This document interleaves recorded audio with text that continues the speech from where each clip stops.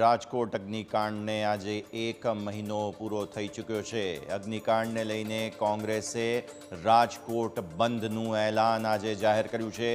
લોકોને સ્વયંભૂ બંધ પાડવા માટે શક્તિસિંહે અપીલ કરી હતી, ત્યારે કોંગ્રેસના નેતાઓએ વેપારીઓને બંધમાં સાથ આપવા માટે અપીલ કરી છે। વેપારીઓને રાજકીય મુદ્દો નહીં હોવાનું જણાવી અને અપીલ કરી હતી, ત્યારે આ મુદ્દો સામાજિક અને ન્યાયની લડતનો હોવાનું દર્શાવી અપીલ કરવામાં આવી છે।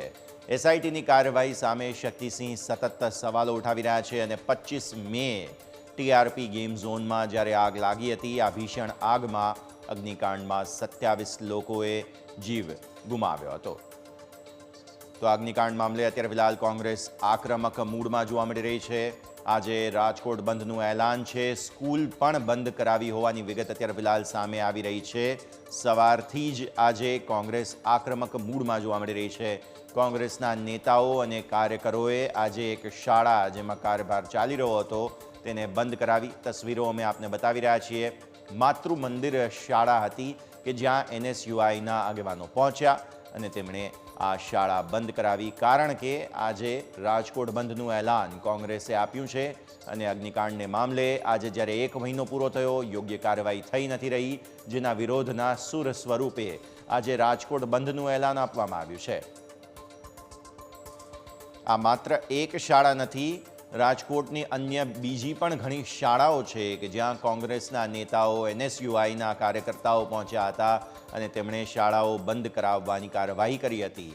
એટલે દિવસની શરૂઆત બંધ માટે જે ઘર્ષણ છે તે શાળાઓ સાથે શરૂ થયું અને શાળાઓ બંધ કરાવવાની સાથે કોંગ્રેસે આજના જે રાજકોટ બંધનું એલાન છે તેના માટે કાર્યવાહી શરૂ કરી છે।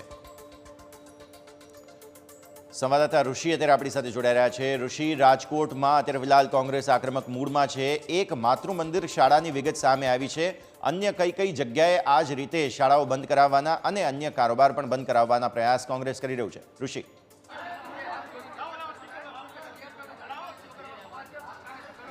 કોંગ્રેસ આજ સવારથી આક્રમક મૂડમાં છે। પ્રથમ માતૃ મંદિર અને ત્યારબાદ વિઝડમ સ્કૂલ અત્યારે બંધ કરાવે છે।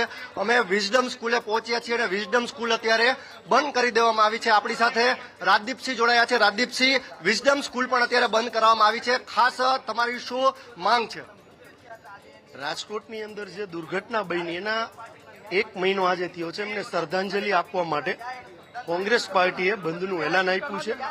મેજોરિટી 90% સંસ્થાઓ, સ્કૂલો, કોલેજો બંધ છે, પણ આ જે સંસ્થાઓ જે ચાલુ છે એ ક્યાંક ને ક્યાંક ભારતીય જનતા પાર્ટીના પ્રેશરથી ચાલુ છે।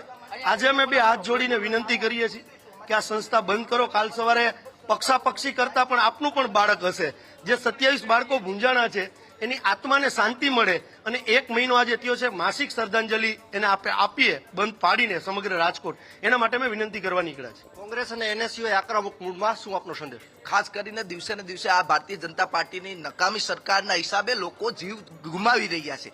જે રાજકોટમાં ટીઆરપી ગેમ ઝોનની ઘટના બની, 1 મહિનો વીતી જવાયો છે, પીડિતોને ન્યાય મળતો નથી। કોંગ્રેસ 1 મહિનાથી લડી રહી છે, ત્યારે આજે એના સાચી શ્રદ્ધાંજલિ અને ન્યાય માટે થઈ અને કોંગ્રેસ પાર્ટી બંધનું એલાન છે, ત્યારે બંધને લઈ અને આજે તમામ સ્કૂલો બંધ કરાવવા માટે, લગભગ બધી સ્કૂલો બંધ છે, પણ જે સ્કૂલો ખુલ્લી છે એને બંધ કરાવવાનું કામ એનએસયુઆઈ અને યુવક કોંગ્રેસ કરે। સાથે રાજકોટ શહેર પ્રમુખ એનએસયુઆઈના રોહિતસિંહ પણ જોડાયા છે। રોહિતસિંહ, જે રીતે સ્કૂલ છે એ વિઝડમ સ્કૂલ પણ અત્યારે શરૂ છે અને આપણે એ સ્કૂલમાં પણ પહોંચી ગયા છે। અત્યારે અમે બહારથી લોક જ મારી દઈએ, કારણ કે વિદ્યાર્થીઓની જાનમાલની સુરક્ષાનો સવાલ છે, તેમ છતાં ભાજપના હોદ્દેદારની સ્કૂલ છે એટલે એને માનવતા જેવું નહીં હોય, કારણ કે અમે જે વિદ્યાર્થીઓની જાનમાલની સુરક્ષાને આ કોઈ રાજકીય પક્ષાપક્ષી કરતા આ ખરેખર લોકોની માનવતાનો સવાલ છે। 27 જેટલા લોકો જો રાજકોટના નાના ભૂલકાઓ સહિત હોય તો સંચાલકે એટલી તો માનવતા દાખવવી જોઈએ કે ભાઈ આખું રાજકોટ બંધ છે તો આપણે શા માટે ચાલુ રાખીએ। અને આપ જોઈ શકો છો કે અમારા અગ્રણી હવે લોક મારી રહ્યા છે, કારણ કે ભાજપના આગેવાને સ્પષ્ટ સૂચના આપી હશે કે આમાં કોઈ પણ જાતનું કાંઈ ન કરતા।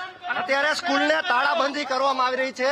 અત્યારે રાજદીપસિંહ અને એનએસયુઆઈના તમામ નેતાઓ અને જે કાર્યકરો છે તેના દ્વારા સ્કૂલને તાળાબંધી કરી દેવામાં આવી છે। હાલ અત્યારે રાજકોટની જેટલી પણ શાળા શરૂ છે, કોઈ પણ ધંધા રોજગાર શરૂ છે, તે તમામ એનએસયુઆઈ અને કોંગ્રેસના નેતાઓ દ્વારા બંધ કરાવવામાં આવી રહ્યા છે। એનએસયુઆઈ અત્યારે આક્રમક મૂડમાં રાજકોટમાં જોવા મળી રહ્યું છે। આજે 25 તારીખ, 1 મહિનો પૂર્ણ થયું ટીઆરપી ગેમ ઝોન અગ્નિકાંડને, તેઓ કહી રહ્યા છે કે મૃતકોને શ્રદ્ધાંજલિ આપવામાં આવે। જી ઋષિ, એક સવાલ ઉભો થાય અહીંયા શક્તિસિંહ એમ કહ્યું હતું સ્વયંભૂ બંધ પાડવો, પરંતુ અત્યારે એવું જોવા મળી રહ્યું છે થોડું ઘર્ષણ, થોડું દબાણ સાથે કોંગ્રેસ જે છે તે શાળાઓ બંધ કરાવે છે.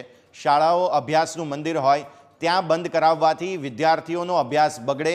આવી સ્થિતિમાં શાળાઓ બંધ કરાવવા પાછળનું શું કારણ, અને કોંગ્રેસ આ સ્વયંભૂ બંધ હોવા છતાં પણ શા માટે દબાણ કરી રહી છે બંધ કરાવવા માટેનું, તે એક ખાસ સવાલ વધુ એક પૂછ્યા આપણે.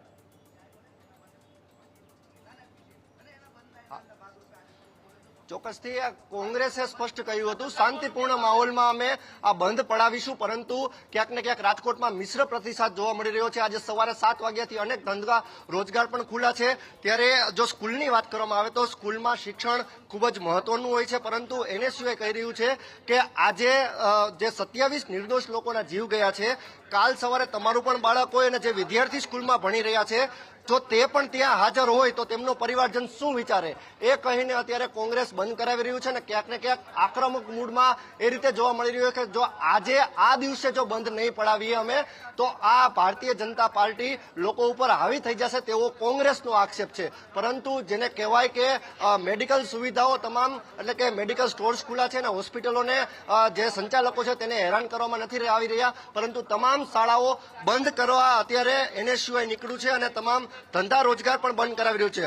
ખાસ અત્યારે જે બંધ નથી કરાવતા તેને પણ તેઓ સ્પષ્ટ વિનંતી પણ કરી રહ્યું છે અને ન માને તો દાદાગીરી તેઓ સ્પષ્ટ કહી રહ્યા છે કે આ દિવસે એટલે કે આજના દિવસે અમે કાંઈ પણ બાંધછોડ કરવા નથી માંગતા. જી